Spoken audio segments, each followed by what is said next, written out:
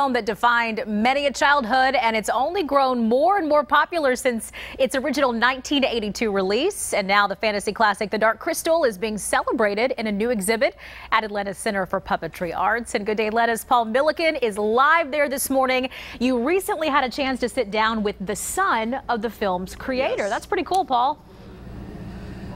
Yeah, good morning. It was really cool to get some behind-the-scenes scoop on The Dark Crystal and to get some exclusive teasers about the prequel series that's coming to Netflix, and you'll see that in just a moment. First, though, we're at the Center for Puppetry Arts, surrounded by the amazing world of The Dark Crystal. Now, Elise, I know you are way too young to remember when this came out, but I remember when this movie came out. In fact, this is a true story. My brother and I had a Dark Crystal poster that hung on the wall for years, and I think my brother still has it in his garage somewhere. But we loved this movie. A lot of kids in my generation did, and that's why now you got to come to the Center for Puppetry Arts and see the stars like Jen. That was a big figure in my childhood. This is Jill with the Center for Puppetry Arts. Great to see you. How are you? I'm doing well, thank you. It is amazing to be here and to be surrounded by these puppets that were actually used in the film. Where did you guys get all this stuff?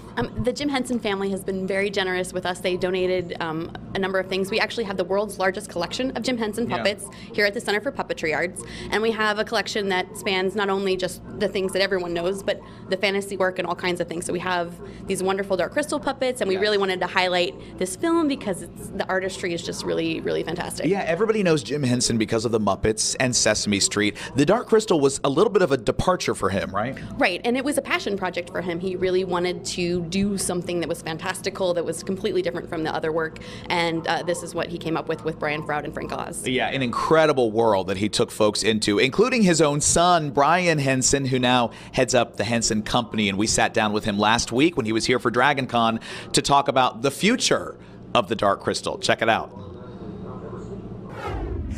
People have to be so excited. What are you hearing from fans who know you're doing this? Oh, they're extremely excited. Yeah. What's really terrific, and honestly, I didn't think we would be able to do it, is Netflix has made such a substantial investment in doing it correctly, and I went over to London and visited this, but it's really my sister Lisa who's making that. I've been making Happy Time Murders, she's been working on Dark Crystal, and to go over there, it felt like I was right back in the late 80s when we were making those big movies, and I thought nobody can do that anymore, and there they are, they're doing it, and it's beautiful what they're doing. The Center for Puppetry Arts has such a relationship with the Henson family.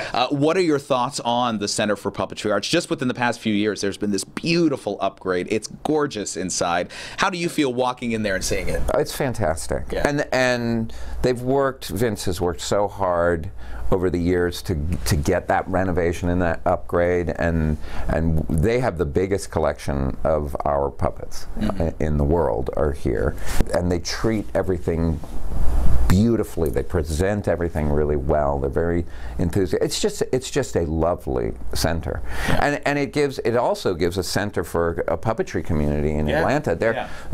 It's for me. I'm very aware of where the puppetry communities are, and they're few and far between. There's one in New York. There's New York. There's Orlando. But Atlanta has a very, very solid puppetry community, which is really cool. And like in Los Angeles, where we work, we kind of had to create a puppetry community. And Elise, you will love this. The world of the Dark Crystal even extended into fashion. Jill, what is this stuff here? So the Dark Crystal has had a life well beyond the film. Shortly after the film came out, the novelization came out and was very popular, and they put together this fashion line based on the costumes because they were so fantastical and different. And these the designs were sold in high-end boutiques like Bloomingdale's, places like that. And yeah, you could wear your own Skeksis treasure gown if you wanted to. I love that. That is so cool. Well, again, you can see all of this now at the Center for Puppetry Arts. And Elise, if you're lucky, I'll try to find this in the archives, and you can wear that tomorrow morning on air. I mean, that would look amazing on Good Day Atlanta. Elise, in this outfit, I love it. That neckline. Don't you have a few pieces from the collection, actually? You would think I do. I have a lot of Muppet memorabilia, but I don't think I have any of those. Oh, you got to add that to it. Very, very cool. Thank you, Paul. Well, Jim Henson's The Dark Crystal World of Myth and Magic is included in the price of museum admission at the Center for Puppetry Arts. It's located at 1404 Spring Street Northwest in Atlanta.